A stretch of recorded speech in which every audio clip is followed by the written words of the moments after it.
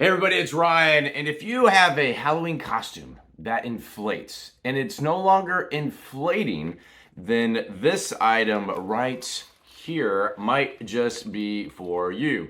So if you have items that are like these inflatable costumes and you've either lost this part of this, you've lost this part, the battery part that plugs in, this item is going to fix getting that replaced.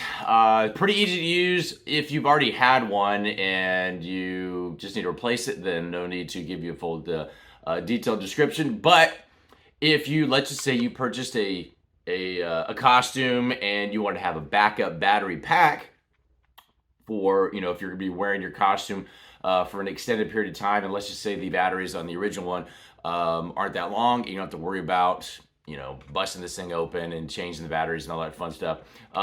This is a pretty easy, convenient little packet. It does come with a screw lock for the batteries, so if you want to lock them in there, not have to worry about them popping out.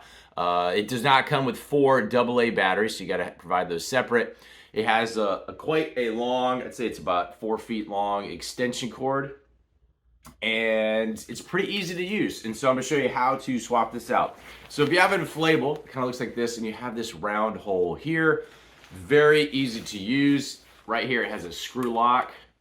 That's it. And so it's basically a pressure lock.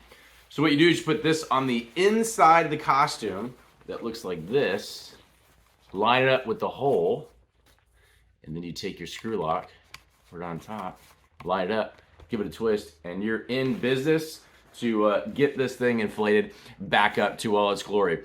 Hope this helps. Any questions you might have? All these inflatables have what looks to be the exact same size diameter hole, which is this, which looks to be about 3 inches. And so just look at what you got, and then you are good to go. Hope this helps.